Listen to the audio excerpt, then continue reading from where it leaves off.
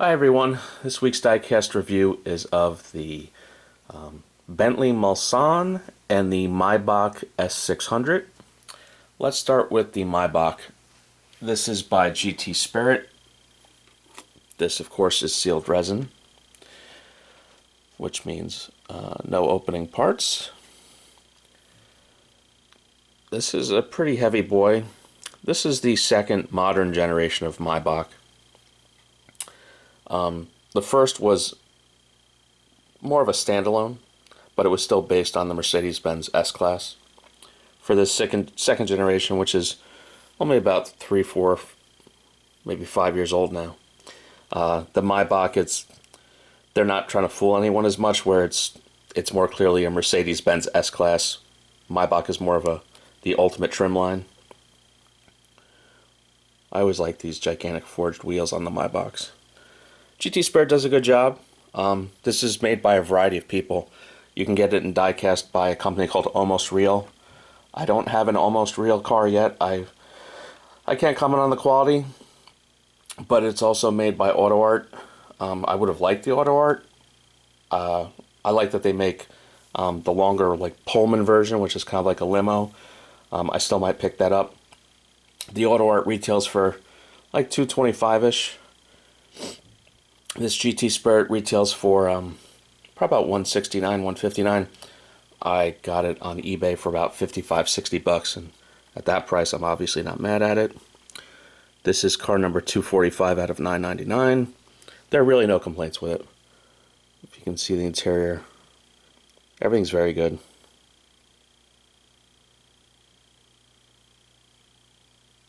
Grill's nicely detailed.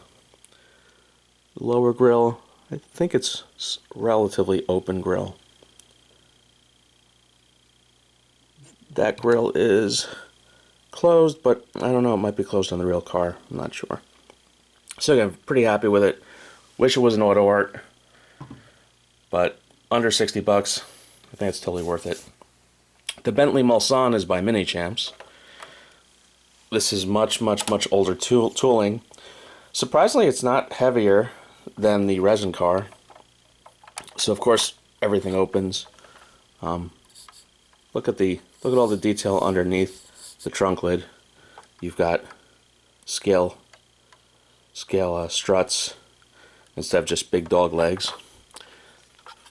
Carpeted trunk, if you can see into there.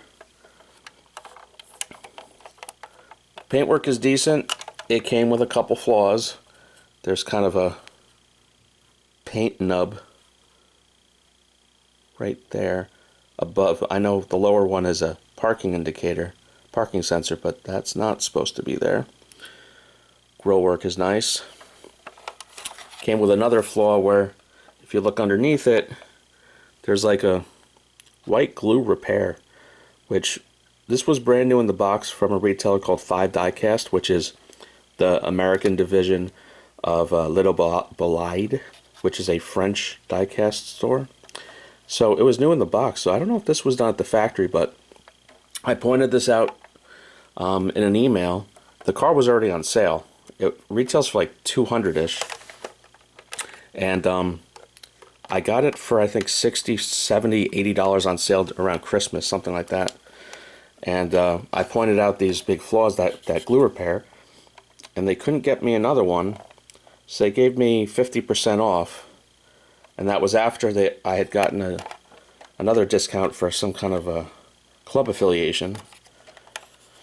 So this car wound up being, I think, under $40 with shipping, and I don't know, that's enough for me to live with the flaws. A $200 car, $200+ car for $40. So it's not perfect, but I think most people would say they would live with the flaws. If I can get, let's break the car. There's a good idea. So let's open this door. Interior detail is very good.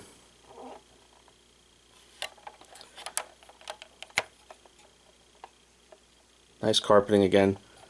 The rest of the paintwork is pretty decent. If I can get the hood open on a modern car, there really isn't. Oh, well, there's a little helper for the hood. under the hood of a modern car, there really isn't that much to see anymore except some plastic beauty panels, but this is kind of an old school. I think this was the 6 3/4 twin turbo V8, so it actually does look like something. Again, a pretty nice old school diecast car. I'll have to put that window back in, but oh well. It was already a broken car anyway. So that's it for this week. I think we've got, I don't know, maybe a pair of Porsche 911s we'll do next week. So tune in, like, and subscribe. Have a good one. Oh, wait, before I forget and anyone yells at me, let's pretend this is an unboxing video. The Maybach has just a plain black GT Spirit box, but the box for the Minichamps is a little unique, so I like to show that. It's kind of this, almost like a jewelry box. The way it opens, it's kind of nicely lined, so it's kind of different. It really helps tell the story that this is a premium diecast. You can even see there's a nice little Bentley logo trim of cardboard in the back, so that's kind of nice. It helps tell the story that this is a premium retail product. So there we go. There's some packaging, so no one can leave comments about how I shortchanged you guys. So again, have a good one. See you next week.